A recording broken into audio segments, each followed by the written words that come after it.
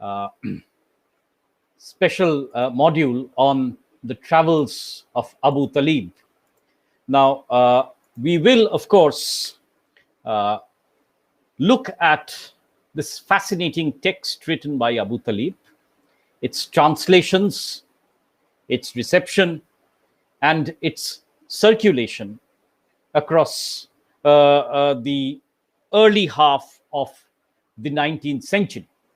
Now, before I begin, I would like to sort of pan out how today's lecture will go. The first segment, I will talk about the counter flows of travelers traveling from India to England in the late 18th and the early 19th century, of which Abu Talib is part. And then I will move on to talk about Abu Talib today. And I'll place him in the context of the historical happenings that were going on with the East India Company. And I will also look at the preface of the texts, as it were, written by Abu Talib and also written by his translator, Charles Stewart. So I'll be asking, why did he write the travels? And how did the travels get published? This is what is the crux of the discussion today, and what is the context within which Abu Talib is writing his travels. Now, I would like to suggest, as per Vinay Dharwarkar, Dharwarkar has a very interesting book where he talks about, the ways in which the British East India Company came to India in approximately 1603-4 onwards. But the writings of the Indians in English start as late as 1794. So it's almost 200 years, before 200 years after the establishment of the company in India, that the Indians start to write in a counter discourse. Now, Dharwarkar notes that this was because English had to be established as a language accessible to Indians individually and in groups, a process of acculturation that would then lead to a certain linguistic and aesthetic competency of using the form of travel writing, autobiography, and epistolary narrative. So to make this accessible into English, to have that linguistic capacity, therefore, took almost a process of 200 years. Now, the other thing that I would like to point out, as per Dharwarkar, is what were these zones and social mechanisms that enabled the English language to migrate from its community of native speakers to groups of potential Indian users. So, what were the social conditions due to which English traveled? And you see, we looked at Derozio, we looked at Kamala Das, and so on and so forth, but we'll remember that in 1794, Deen Muhammad writes a travelogue for the first time, and it is only later on that Derozio writes his poetry in English. So, around this period, you see, Indians are writing in the English language, and this has involved a 200-year-old process of acculturation in various zones. So what were these zones? How did the contact zones happen? What were these contact zones, as it were? Dharwarkar divides this into a zone of employment.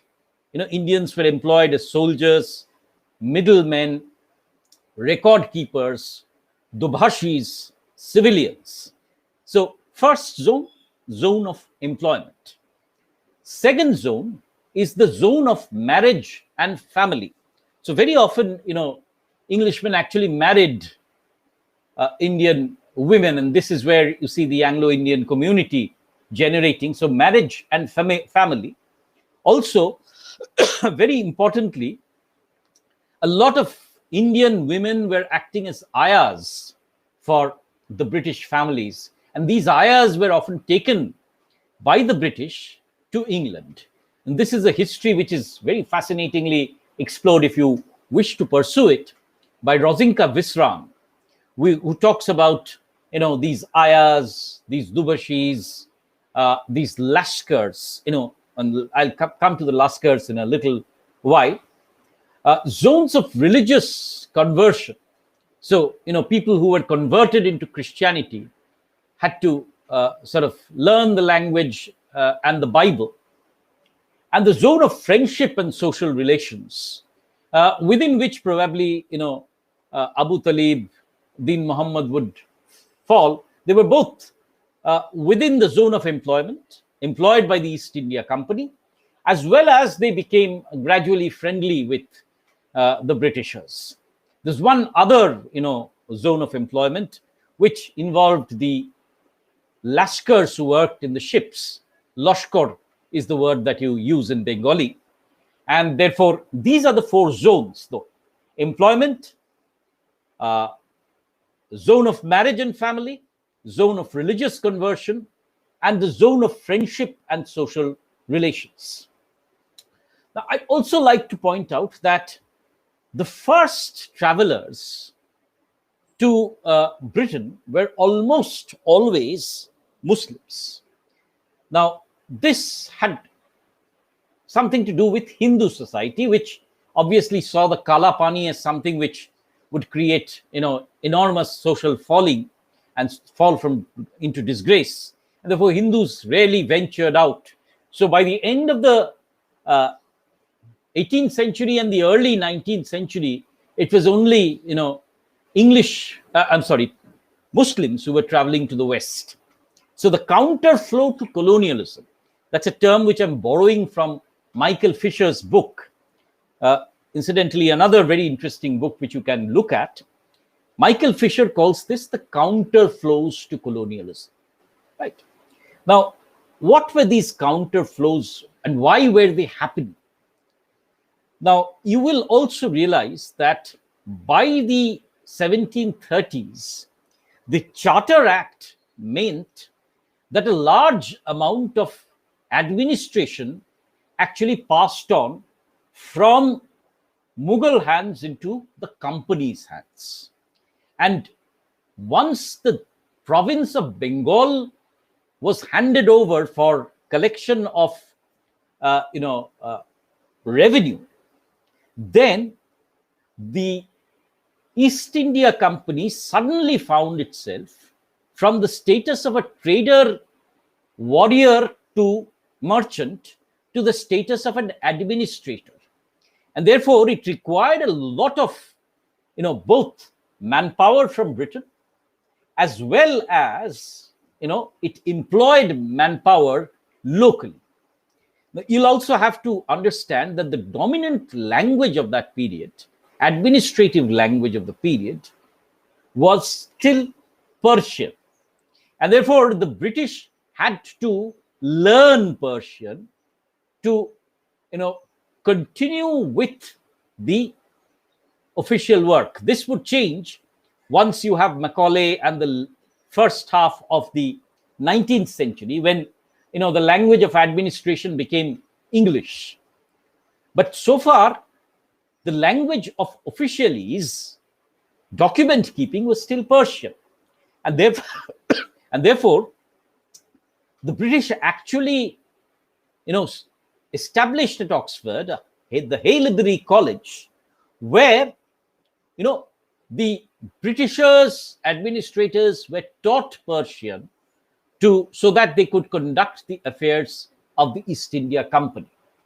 And this is where the company is also becoming the company Bahadur, in that sense that the company is gaining traction in terms of power, revenue control, and so on and so forth.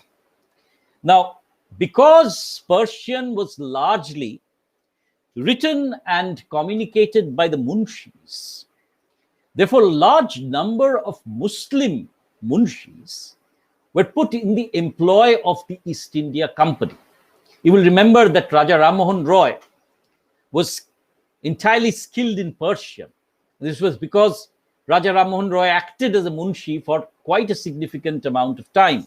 So if you had to be a munshi or a dafadar, you had to learn the Persian language. And some of these Muslim munshis actually were taken by the British to Haileybury College, where they imparted education to the upcoming British administrators so that they landed in India with a training in Persian.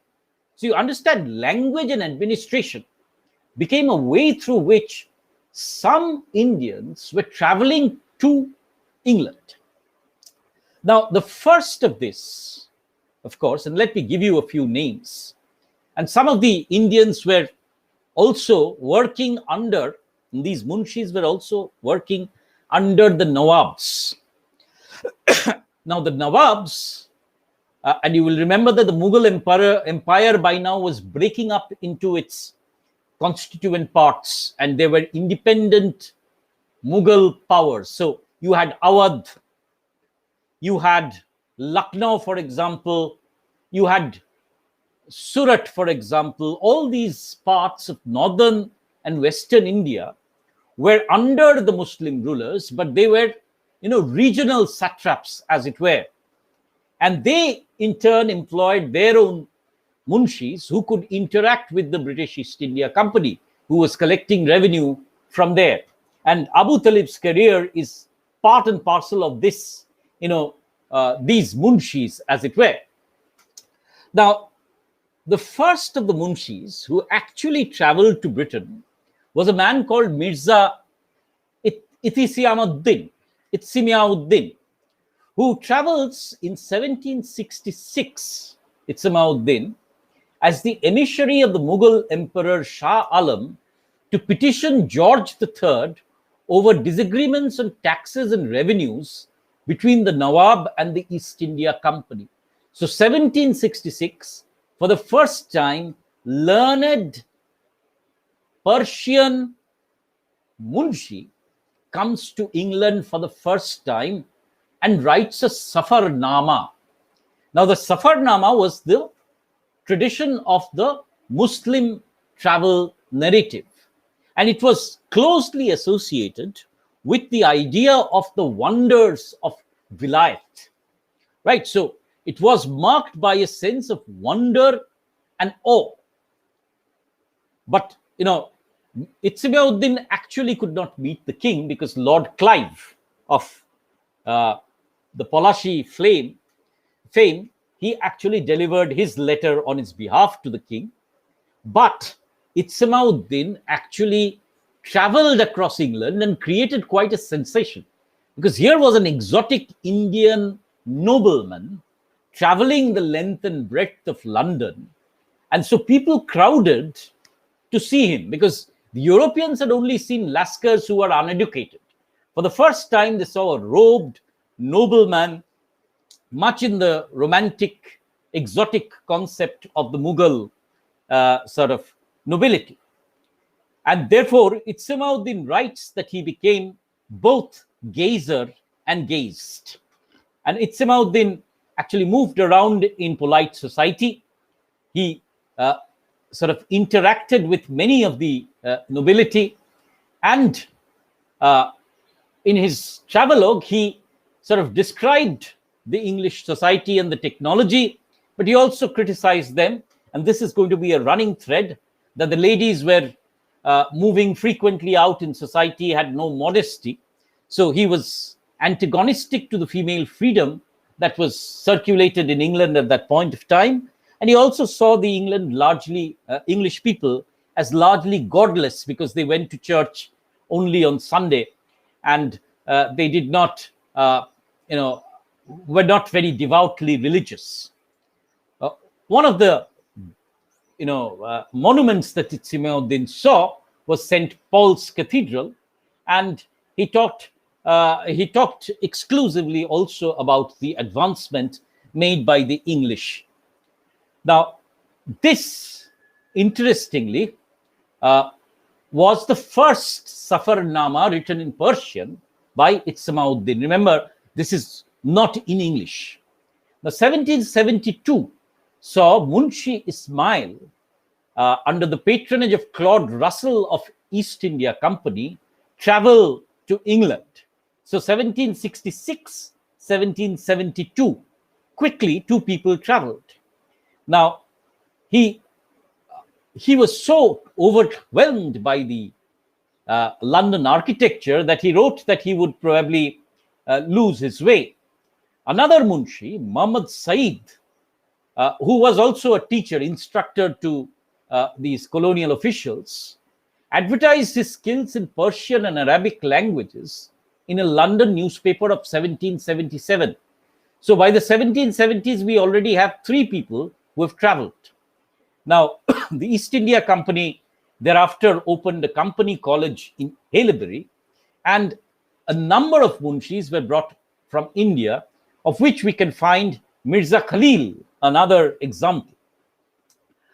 Now, the notable exception to this was a Persian scientist, man of science, called Mir Muhammad Hussain, who visited Britain in 1776.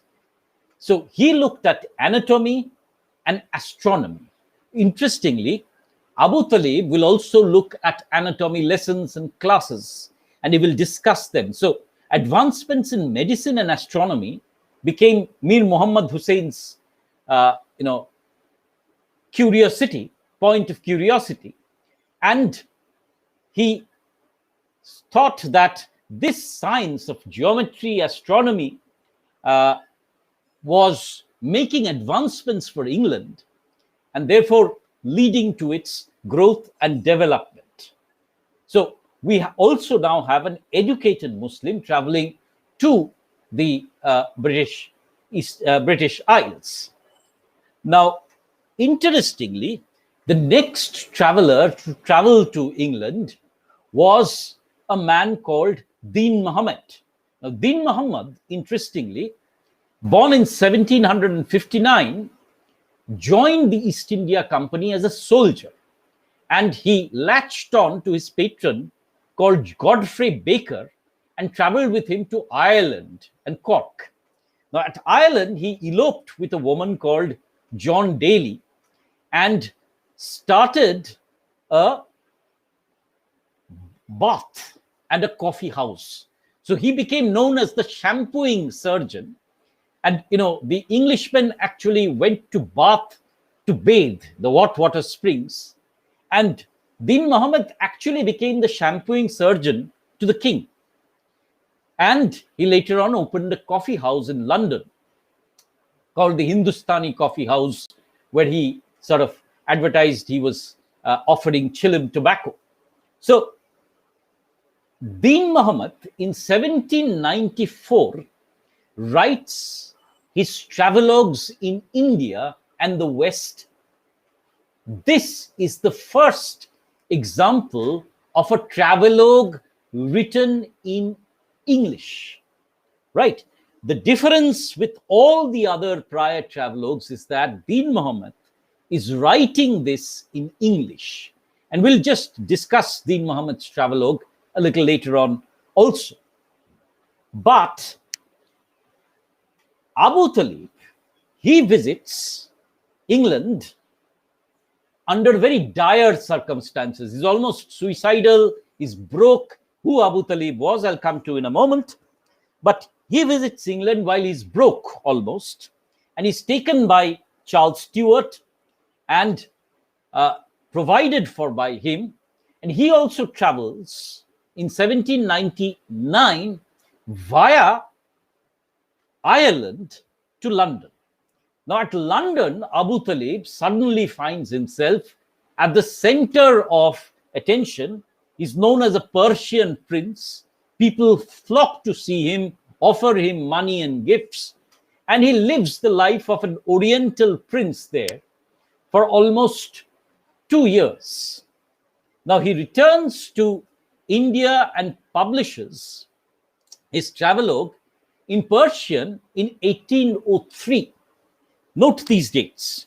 Travels to England in 1799, stays there till 1801 and 2, travels back to India, writes his travelogue in 1803 in Persian. and then dies in 1805. A copy of these travelogues reaches England and is published in 1810, translated by Charles Stuart, published in 1810 by the East India Company. The Persian version is once again edited and published by his son in 1812 and 14 in two different editions, and becomes enormously popular in India, as well as a few copies land in England. The English version, on the other hand, is circulated among company officials and Englishmen. Right, so we have two different editions of Abu Talib written in two different languages. The original travelogue following the Safarnama is in Persian, 1803. It is translated by Charles Stuart and published in English in 1810, where Charles Stuart actually makes quite a large number of editorial interventions. He deletes some of the Persian poems, he deletes some of the sections of the travelogue, publishes it in 1810, whilst the Persian editions of Abu Talib then keep on circulating in 1812 and 1814 in India. So it's very interesting in the way that Persian travelers keep on traveling to England during the late 18th century, early 19th century. Now, you will have to understand another factor before I go on to Talib, is that the travelogues written between 1766, say, by Itzemauddin and 1857, when there's another Munshi called Lutfullah, who's well versed in English, who travels to England, witnesses England, and then writes a travelogue in English, by the way, and circulates it. That also is circulated by the English within England. So we have a corpus of Indian travelers writing in Persian and English between 1766 and 1857. 1857, of course, you will remember, is the date of the mutiny. Now, what is the difference between of these travel writers with travelers who went after 1857? And these are primarily Hindus traveling to England. Now, Shimonti Sen, in one of her very fine books, suggests that the most important distinction that could be made between these travel writers and the Hindu travel writers were in their state of agency, in the sense that these travel writers did not as yet have a sense of inferiority. So they looked at British society on a more equal level. So the segregation of the identities of the colonial self and the colonized was not such a profound segregation that we come across, and I'm quoting Shimonti Sen, we come across no epistemic points that were uniformly posited to draw a distinction between the world of the self and the other. After 1857, when the Hindus traveled, they were very conscious, as Dipesh Chakraborty points out, of the waiting room of history, as it were. They were conscious of themselves claiming modernity, but they were conscious of themselves as being colonial subjects, in certain ways inferior in modernity, and therefore writing back from a more disadvantaged position. Abu Talib, on the other hand, was traveling there more on a note of equality.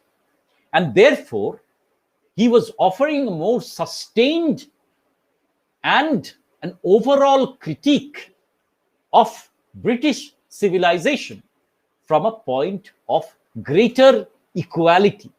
These are some of the points that I wanted to put before you before I launched into the text proper, or the life of Abu Talib proper.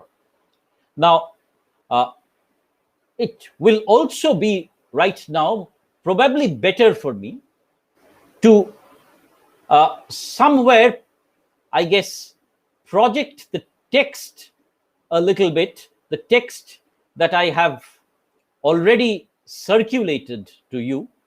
Uh, so I would ideally want to, if this system permits me, project this, share my screen with you. Right. So here is me sharing my screen with you. And I will just sort of circulate the text. I hope is visible. If you could write on the chat box whether the text is visible, then I would be, I would know that all of you can see it. Right. So this is the life of Abu Talib and Charles Stewart, his translator. Abu Talib, incidentally, travels to England, as I said, in 1799, but is born in 1752 as Abu Talib ibn Muhammad Ishfani. Now, you will remember that Isfahan was in Iran, Persia, and therefore he was born in a noble family, 1752, noble Shia Muslim family. Now, 1763, you remember this is obviously 1757, you have the entire battles raging on. But 1763, the British are at war with Mir Qasim, Nawab of Bengal. 1764, you see, the British defeat the Wazir of Awadh, what is now Awadh. And therefore, it's very interesting in the way that the Awadhi Nawab now pays revenue to the East India Company. Now, 1765 is a very, very crucial date for Indian history, in the sense that the Mughal emperor, by the Treaty of Allahabad, grants Diwan of Bengal to the East India Company. So, from the trader, the East India Company suddenly becomes, a governor of millions of people and collecting revenues on a huge scale. And that is where you see the munshis become so very important for them to keep this mechanism of governance alive. Now, 1766, Abu Talib leaves Lucknow and travels with his family for Murshidabad. Now, remember that Murshidabad at this point of time, rather than Calcutta, was one of the major centers of Mughal power. Now, then comes 1767 to 1769, it's Imiauddin, who is helping William Jones with his Orientalist studies at Oxford. So Itzimuddin has already traveled, if you remember. And his travelogue is in Persian is called Shigarj Nama I Vilayat. So once again, the Safarnama, the wonders of Vilayat, as it were, circulated 1785. It is, you see, abridged and translated into Urdu and English in 1827, after Abu Talib has already died and after Abu Talib's text has been circulated. 1772, you see, Warren Hastings assumes the post of Governor General of Bengal. 1775, this is a crucial date for us. Abu Talib is appointed Omildar, is the collector of revenue at Itaya, which is Etawah now, and adjacent regions. So Abu Talib is now firmly within the Mughal, as it were, aristocracy, Mughal mechanism of administration, and is working there till 1777. Now, this is 1775, as I said. Muhammad Hasin, a court functionary at various Mughal courts, the scientist, is traveling to Britain, England, and France, and writes an important travelogue once again in Persian. And the point which I want to emphasize with you here is that Abu Talib is not the first to write a travelogue. And he's following more or less the traditions of the Persian travelogue, which was already laid before him by several Muslim travelers who were traveling to England. Now, interestingly, 1775, Abu Talib is extremely powerful as the Omildar of Etawah, is very rich now. But 1777, the Takht, as it were, is overturned. And Asaf-ud-Dawla, his patron, dies, and Hyder Beg Khan comes into power in Awadh. And Hyder Beg Khan, he actually replaces Abu Talib, kicks him out of his job, and Abu Talib is forced to return to Lucknow. Now, it is at this point of time that he actually comes in contact with the British East India Company and works for them.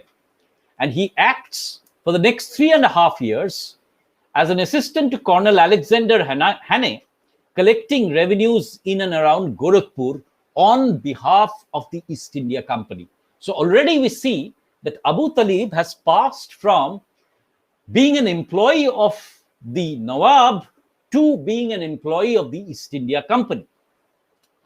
Now, 1780, Britain declares war on Hyder Ali of Mysore, and the Indian princes form a coalition against Britain. So this is the war against Hyder Ali and Tipu Sultan, which will be fought. And 1781, Charles Stuart, who was later on translate Abu Talib, becomes a cadet in the East India Company's Bengal army. So Stuart is part of, remember, the East India Company army, right? And he's for the first time coming into contact with India on a large scale.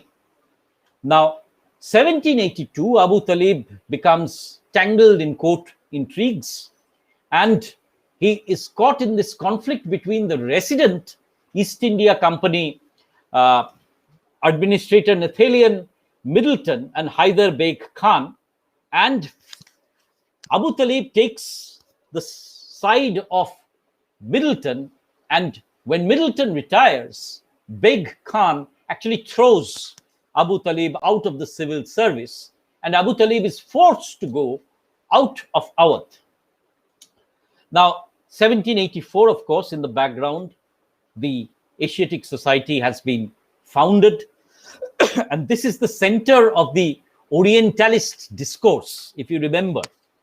Now, at this point of time, already we have some inklings of this division between the Anglicist and the Orientalist battle in England. Now, for those of you who do not really understand what's happening, in the Anglicist model, which was favored by Charles Grant at this point of time, the English administrators wanted English to be the language, English to be taught, and therefore the Mughal languages and Sanskrit to be abolished. Whereas in the Orientalist model, the British administrators argued that England should stick to administering through the Persian and should also cultivate the Sanskrit language and look at the ancient texts of India. Obviously, you will realize that Charles Grant leads on to Macaulay, and Macaulay's stance, minutes of 1834-35, established, and the Anglicists score a very profound victory on the Orientalists. Right, so England later on replaces Persian. But when Abu Talib is in service, Persian is the lingua franca for the administration of Mughal India. Now, 1785 Hastings is recalled and leaves India. And Cornwallis becomes the Governor General of Bengal. You will find that, Abu Talib, when he travels to England, will meet both Cornwallis and Hastings later on. 1787, you see, Abu Talib now leaves Awadh, Lucknow, to find employment with the East India Company in Calcutta. Already you see how important Calcutta has become as a center. Now, he meets Cornwallis and he meets John Shore, but he fails to find a position and is progressively now becoming poorer. Instead of now becoming an administrator and colonial official, Abu Talib decides to write and follow a literary career and starts translating the poems of Hafiz. Now, this is very interesting because he will later on publish an edition of Hafiz's poems. But throughout Abu Talib's travels, you will find that he writes numerous odes to England, to English ladies in the Persian Masnavi tradition. So part of the transculturation of Abu Talib and part of this contact zone is also the way in which the British travel writer or travel writing is meeting the Persian Safarnama, the British travel writing of empiricism versus the Safarnama of wonder and awe, and how, you see, the English tradition of poetry is meeting the Persian tradition of the Masnavi. So Abu Talib is placed within this liminal zone. He is both a Persian, Indian, as well as part of the company. He is versed in English as well as versed in the language of the Persian Masnavi, as it were. So he sort of hangs in between these two cultures and becomes the point where the contact zone is established. Now, 1788, of course, all of you know, impeachment proceedings against Warren Hastings. 1789, as I said, Abu Talib edits a collection of Hafiz's verse, prepares an edition of Riyaz al-Shuara, the biography of Ali Kuli Khan Wali, and a universal history. So Abu Talib, you have to recognize, is not just an ordinary nobleman. He is an extraordinary scholar as well as part of the nobility. But at this point, Abu Talib does not have a job and is extremely poor. Now, 1790, East India Company is at war with Tipu Sultan of Mysore. You will remember that Tipu has already sent emissaries to Napoleon Bonaparte of France asking for help, and the English have anticipated these letters and therefore sent an ultimatum to Tipu. Tipu has gone into battle, and this has fired a kind of nationalist consciousness within the Indians. Of course, Abu Talib will later on talk about Tipu Sultan, and you will witness a performance of the siege at Seringapatanam in Ireland. Now, the Irish stay I will discuss in a separate lecture, but it's very important to understand that this context of Tipu Sultan is firing on a kind of an antipathy towards the British, or kind of a resistance, and Abu Talib is not free from it. 1792, Tipu is defeated by Cornwallis's forces at Seringapatanam, which become very important in Abu Talib's travels. 1794, of course, you see, Din Muhammad's Travels is published in London, and William Carey, starts the missionary activities in Bengal, which will later on lead to the establishment of the Baptist Mission as well as the Scottish Church College. 1794, Wellesley becomes the Governor General of Bengal. Cornwallis, who was well known to Abu Talib, now puts out a rebellion in Ireland. So there is a kind of identification that Abu Talib can make between Bengal, India, and Ireland, in the sense that the British are the dominant powers in all these areas and are colonizing these territories. Therefore, Abu Talib will extensively write about Ireland and Irish society, which incidentally becomes a kind of a prelude to his understanding of the English. So we'll look at how he represents the Irish in a detailed sort of way a little later. But 1799, by the way, this is also 1798, when Napoleon is leading and forced to Egypt, and is very importantly also the Battle of Waterloo, where Nelson is defeating the French fleet. 1799, Abu Talib is deciding, this is very interesting, because in the travels, Abu Talib will write that he's at the lowest point in his career. He's sunk into debt. All his children and his relations have forsaken him, so that Abu Talib is actually contemplating suicide. Now, it is at this point of time that his friend David Richardson, right, a captain in the East India Company army, will take him, will suggest that he's going back to England to improve his constitution. Richardson's health has failed, and he will ask Abu Talib to go with him. Why does Abu Talib go with him? He feels that the journey is long and that probably he will die in the course of the journey. He's destitute, has no one left, is completely indebted. So therefore he goes largely to die. This is interesting. The man who will later on become the Persian prince is actually a pauper at this point of time.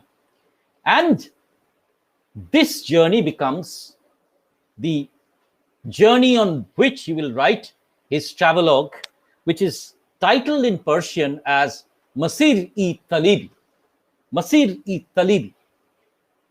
1799, he arrives in Ireland, and Tipu Sultan is killed in the Fourth Mysore War, and he witnesses the siege of Seringapatanam in the playhouse in Ireland. Interestingly, at Ireland, he also meets Captain Baker and Deen Muhammad. So the two, traveling Indians meet. But there's a difference in class. Abu Talib is a nobleman, whereas Deen Muhammad is more of a soldier, right? So, and Abu Talib records in his travelogue his meeting of Deen Muhammad. 1800, 21st January, Abu Talib now travels from Ireland to London via Chester and stays in the city, you see, for roughly 2 years and 5 months. Now, I've been sort of trying to find out what Abu Talib's source of fundings is, but Richardson, of course, funds him till Ireland. But after that, Abu Talib becomes a kind of a celebrity, right? So people come to visit him, pay him gifts, pay him money. He sort of meets all the nobility. And you see, he's not an Indian who's come to complain to the British about the Indian conditions. He's a nobleman. So all the dignitaries receive him. Cornwallis receives him. He's received by the other dignitaries, is also received by the king later on. And that marks the place, point where every nobility seeks to come to Abu Talib and offers him money. Therefore, he is pretty well off in England, and he's now become the Persian prince. In early November, Abu Talib is present at the Lord Mayor's Day festivities. This is where Nelson's victory is celebrated. And people actually present a sword to Napoleon and also, bow before Napoleon and Abu Talib, who's there in the kind of pageant of power. So Abu Talib records this with great, irony and humor, in the sense that, why are these Britishers kneeling before him as some kind of a nobility? But why did Abu Talib travel to England? What was his, aim ultimately? His aim was to establish a kind of a madrasa, a kind of a training center, where he could train these Britishers, British nobility and the officials of in the Persian Arabic language. So Persian, Hindustani, and other English languages. So he wanted to build a training institute in London, but already, the British have built the Haileybury College, so they do not give any kind of great encouragement to Abu Talib. He sort of teaches a few individuals here and there, but the aim with which he went to England, either to die or to establish a kind of a college where he would teach the colonial administrators the languages, the Indian languages, Arabic, Persian, the Hindustani, the other languages, is dashed to pieces. So he now has no, incentive, as it were, for staying on in England. Now, interestingly, 1810, the Asiatic Annual Register is publishing Abu Talib's Vindication of the Liberties of Asian Women. Now, one of the major criticisms of Oriental society was that Indians and Muslims actually accorded no freedom to women, and secondly, that Indian men had multiple marriages, were polygamous, and therefore Indian society, cultural and domestic society, was corrupted and decadent. Now, Abu Talib writes a treatise, on the vindication of the liberties of Asian women.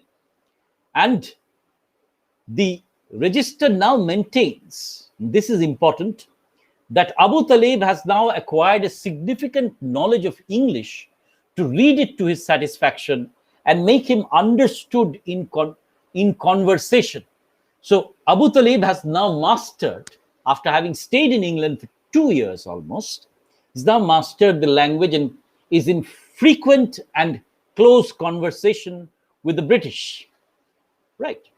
Now, Abu Talib in 1802 decides to return to India, and he visits, on the way back, very interestingly, he visits Paris. So he's traveling to 3 major destinations: Ireland, then England, then Paris, and he visits in France, Lyon and Marseille, and through Italy, Genoa. He also travels to the Mediterranean and arrives in what is Turkey, then was Constantinople, right? Then travels to Baghdad, and therefore Abu Talib is traversing, as it were, across the globe. He's kind of a cosmopolitan who's freely moving from India to Ireland, Europe, and then to England, to France, to Italy, then to Turkey, which is, at that point of time, still not Europe. And then he goes to the Middle East, as it were, in Baghdad.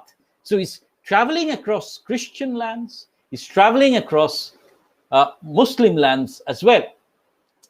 Now, he also, very importantly, takes this Shiite pilgrimage to all the sites of Baghdad, and he sails from Basra in May and June of 1803 to arrive in Bombay, right? And then he comes from Bombay to Calcutta.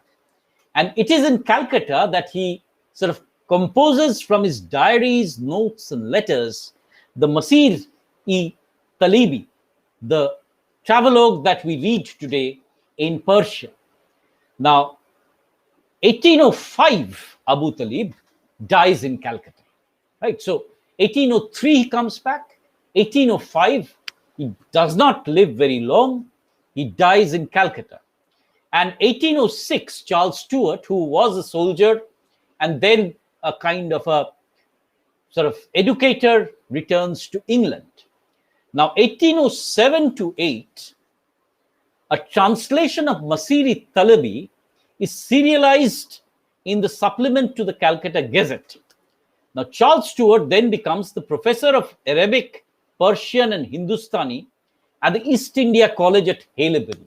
So Charles Stuart is now established as one of the most important Oriental scholars at Haileybury. And he is sort of making a catalogue of the library of Napoleon in 1809, so establishing his credential as one of the most important scholars. And in 1810, he translates the work of Abu Talib into English, naming it as Travels of Mirza Abu Talib Khan in Asia, Africa, and Europe. And therefore, you see, this has turned full circle. The travelogue, which was originally written in 1803 in Persian, has now been translated into English in 1810.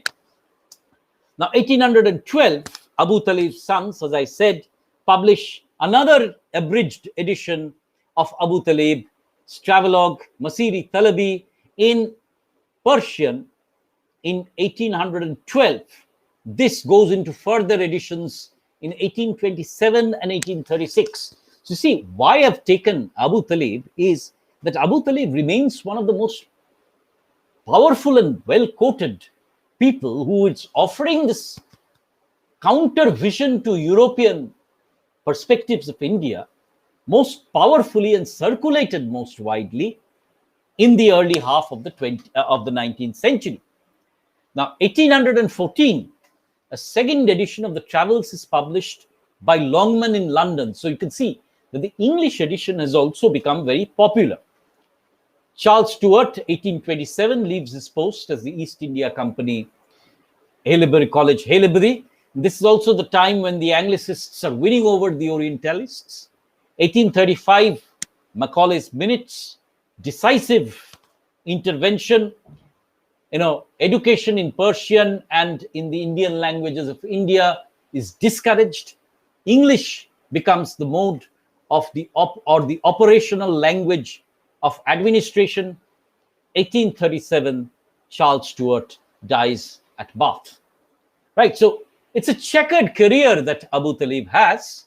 Comes from Isfahan, a Shiite family in Persia, settles down in India, becomes the Omildar of the Emperor of Oudh in Etawah, rises as a civil servant of the Nawab, declines once the Nawab's vassal is disposed, and then he becomes associated with the East India Company, falls into poverty, comes to Kolkata.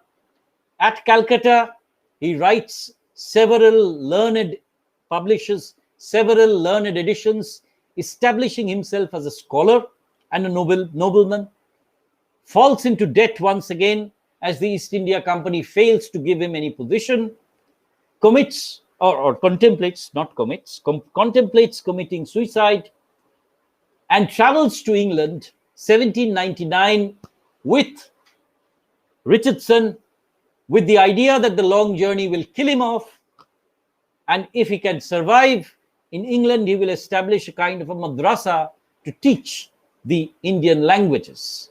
Reaches Ireland, reaches England, travels to France, Constantinople, and Baghdad, stays in England for approximately 2.5 years. He looks very carefully at English society, fails in his attempt to establish his school, comes back disheartened to India, publishes the Masiri-i-Talibi in Persian, 1803, translated into English in 1810. The Persian editions keep on circulating.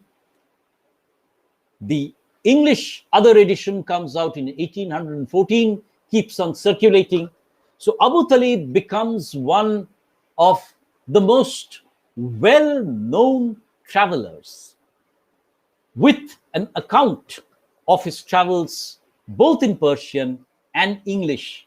And that is why he unlike Itzamauddin or the other travelers, Abu Talib has actually published, and his publication is getting sort of recognized in English society. Now, in the last segment of this lecture, what I'll discuss is what and why did Stuart and Abu Talib write these travelogues? Why did Stuart translate them? This is Charles Stuart, the first edition, dedicating this to the Marchioness of Hertford. And he writes that this travelogue apparently is of little literary value, but the origin is the production of a native of the East India, unacquainted with the sciences of Europe, whose only object was to inform and improve his countrymen. Very interesting that Abu Talib is supposedly wanting to improve his countrymen by a candid and simple narrative of what is heard and thought during his travels. The remarks of such an observer on the laws, manners, and customs of the different countries of Europe, particularly on those of our own, can never be without their interest and importance. So, once again, implicated in the politics of travel writing, that in the contact zone, how the Indian is perceiving the West needs to be documented and studied so that the Indian perceptions can then be manipulated. So Abu Talib writes this so that his own countrymen can know and improve themselves. Stuart is translating them so that the English may know what the Indians think of them and consequently may manipulate them later on. Right. Now, the translator's preface, once again, by Charles Stuart, the free remarks of an intelligent foreigner. You see, Abu Talib is different from a Lascar because he's a scholar and a nobleman, especially of an Asiatic on our laws, customs, and manners, when they are certain to be genuine. So this is no frivolous, travelogue. This is not a fictional travelogue. It's an actual empirical record. So Stuart is establishing this travelogue within the empirical, truthful tradition of travel writing from Europe, right? So he's sort of taking a Safarnama and making and shaping it out as a travelogue in the European empirical tradition. So the author of these travels was so well known in London under the title of the Persian Prince. So Abu Talib was famous that it is unnecessary to enter further into his personal history. For several months after the author's return to Bengal, he was without any employment, during which time he revised his notes, compiled his narrative, employed several katibs or writers to transcribe a certain number of copies. And one of these correct copies was presented by the author to Captain Joseph Taylor, who is a soldier in the Bengal artillery, and he takes to Lieutenant Colonel Lennon, who brought it to England, and from whom it came to his hands. So Charles Stuart does not actually know Abu Talib. It's only he knows the manuscript, knows him through the manuscript. So 3 octavo volumes. The first, his arrival in England. Second, England and France. Third, the journey to the East, of which we will look at the first 2 volumes. And then he suggests that he has translated it. So what is the methodology of translation? Render it as literal as the different idioms of the 2 languages. So he says that he has largely kept the narrative intact, but deleted some parts of it, transposing the chapters to preserve a connection between the subjects. And therefore, this is largely the whole narrative, but certain parts have been chopped out. And this is the genuine opinions of an Asiatic respecting the institutions of Europe have appeared in the English language. And I trust they will be received with proportionate interest by the public. Interestingly, therefore, the British want to know what the Asiatics think of them. And when they find out that Abu Talib has made very positive remarks about the British, they then circulate it among the Indians as a kind of a proof that the British East India Company and Britain in general is a superior state. So once again, notice how Abu Talib's original text and the translated travel writing is part and parcel of the politics of travel writing. Now, it's very interestingly that uh, he suggests that the translator has is unable to do justice to the poetical part of the work and has omitted it.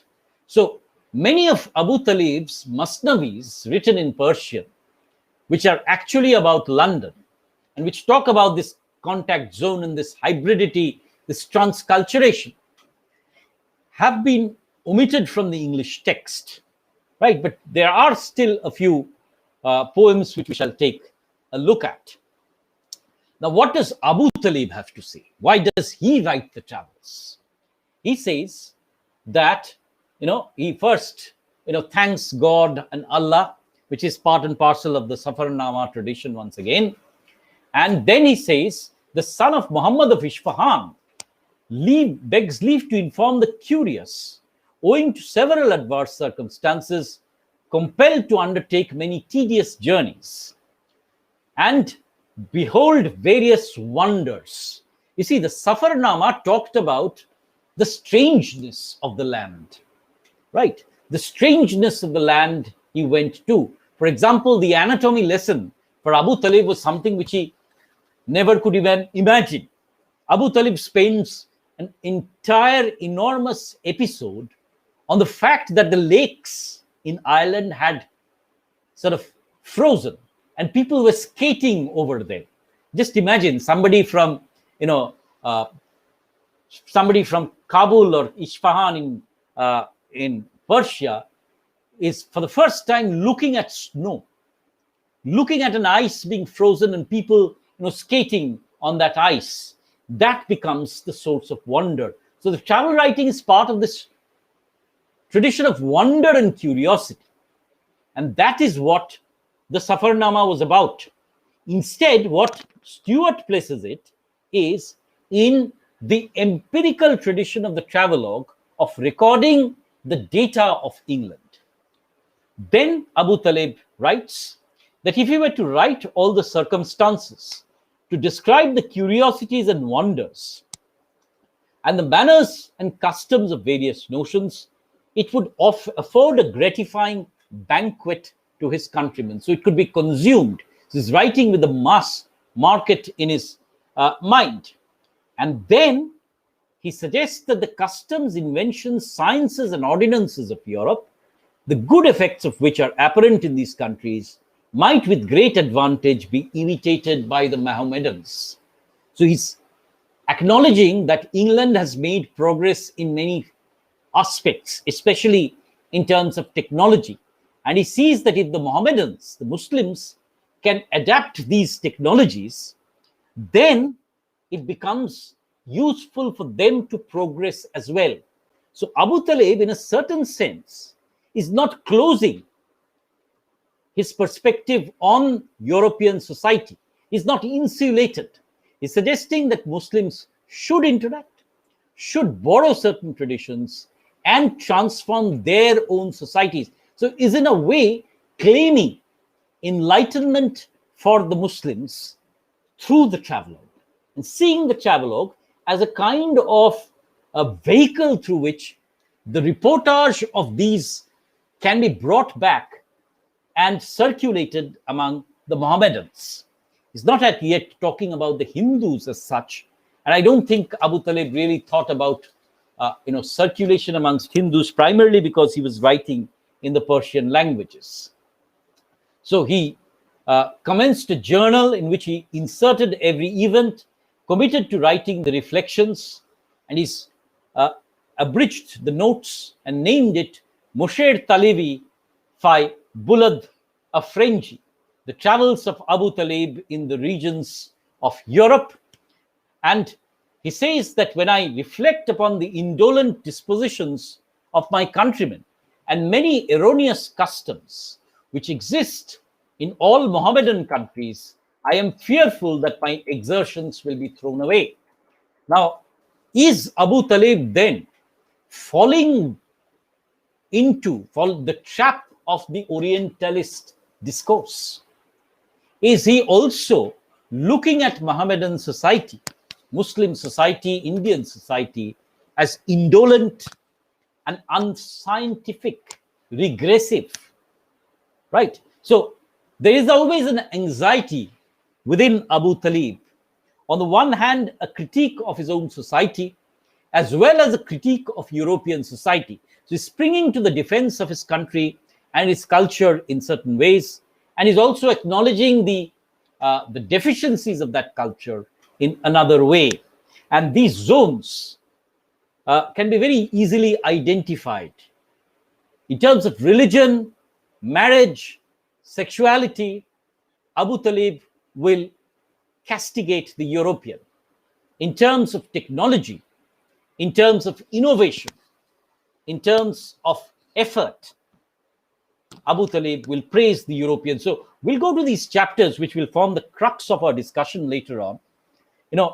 These 12 virtues of the English and the 12 deficits of the English. So Abu Talib, as an equal, is, as it were, looking very critically at the English society and trying to evaluate it, not as really as a colonial subject, but as somebody who, by virtue of being the Persian prince, and also by virtue of hobnobbing with the who's who of society, can take an objective view of British society, as it were.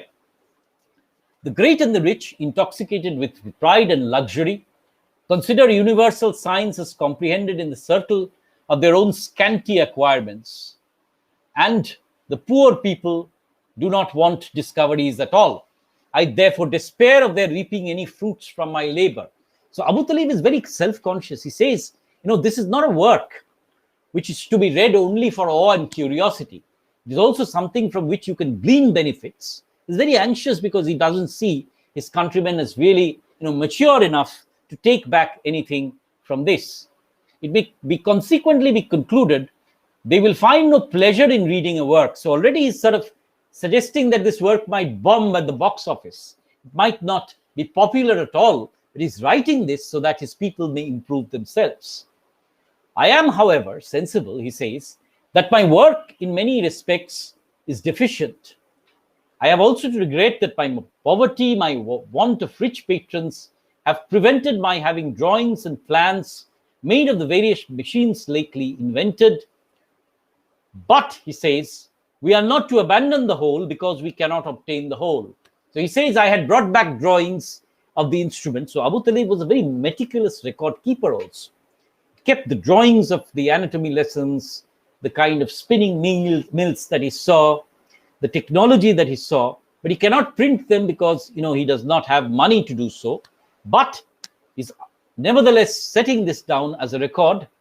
The enlightened reader, taking into consideration, will not be deterred by the number of harsh and uncouth names. Let him be assured, by reading this account, he will considerably add to the stock of his own knowledge. So on the one hand, you see, this is the operative word that comes back and forth in the travels. Charles Stewart is translating this so that the British have knowledge of what the Asiatic thinks of him. And Abu Talib is writing the travels so that, his countrymen may have a knowledge of how far European society has progressed and may emulate it and transform themselves. So in a certain way, Abu Talib is catering to his own clientele, his own readership in Persia. That is his country. Charles Stewart, on the other hand, is addressing his constituency, the Englishmen, and suggesting that this is what the Indians think of us, and therefore, based on this, we need to manipulate them. So you see how Abu Talib's travels is therefore caught in this very interesting zone, this interesting time when the East India Company is gradually, growing into its imperial power and will go into massive administration. The language politics is being played out between the Orientalists and the Anglicists. How India will be governed, what Indian people think of the English needs to be documented. Abu Taleb, on the other hand, sees profound transformation in Indian society happening with the defeat of Tipu Sultan. He is hostile towards the English in certain ways. At the same time, he's been part and parcel of the East India Company, so he admires the British in many ways. He will travel to Ireland and then to England, evaluate the Irish, evaluate the English, evaluate the French. Therefore, as a cosmopolitan, he will be involved in this global politics where India is a pivot. And, England and France are vying to establish their superiority. The English have already sort of taken a large amount of territory and revenue. But it is within this time, this very interesting transitional time, when the East India Company is gradually becoming the Company Bahadur and later on making way for the state England to take over the imperial Raj. And, knowledge at this point of time becomes very precious discourse. Language becomes a very important marker. And therefore, the man and his times are integrally related with the concept of the language in which they are writing. So this is the context of Abu Taleb's travels, the Masir-e-Talebi. In our next discussion tomorrow, we'll take a look at Abu Taleb's representation of the Irish, the representation of British technology, and we will see how Abu Taleb identifies what the source of British colonial power is. So I will leave you, of course, with those two prefaces then, one by Abu Taleb, the other by Charles Stewart, and to ponder over how one man in 1799, almost on the verge of suicide, penniless, travels to England, becomes a Persian prince, gazed and gazer, sits on the high table with Nelson, receives visits from the prince, and becomes a celebrity, goes back to India and dies once again in poverty.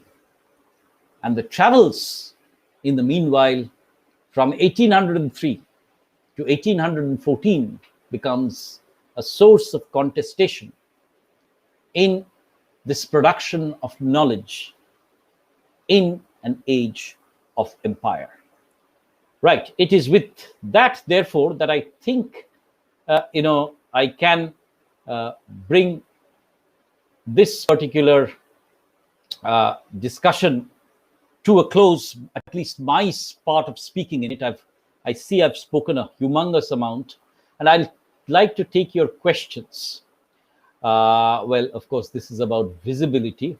I have a question from Hoimanti. Hoimanti asks, as the traveler like Abu Taleb, who belongs to an intermediate location, creating a hybrid identity of both gazer and gazed, can we say somewhere in this in-between identities alienated from his own culture and his traditions?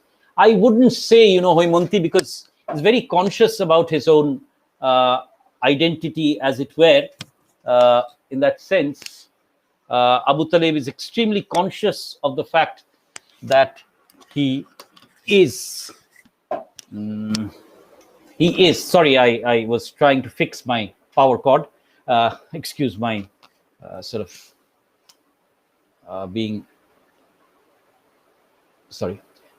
So he is alienated from his own identity? I don't think so, because at the end of the day, ultimately, he's wanting to teach the company officials his own language. And he knows that he's not going to stay in England, he's going to come back. And he's, written this Masir-e-Talebi in Persian for his own people. Now, you could say that at one point of time, Abu Taleb is enjoying this entire power as the Persian prince, but he quickly recognizes that without any viable work and earning, this might vanish very soon. And therefore, this identity, his own Persian identity, and the fact that ultimately, it's a quirk of fate that he sits with the powers and this will not linger on, is something that he recognizes. So I don't think he forgets or is alienated from his own identity, but yes, in that sense, he is an in-between, in the sense that he's caught between two cultures, and having visited both these cultures, or having experienced both these cultures, he can look at both these cultures quite critically. Right. Okay. So that's Hoimonti's question. I don't see any other questions today. Maybe you can sort of take a look or revisit this lecture once more, and then come up with your own queries in the later discussion. So I'll leave you at this point of time. Thank you for having attended this lecture. And tomorrow we take up his stay at Ireland and his interaction with British technology. Thank you again, and have a very good day.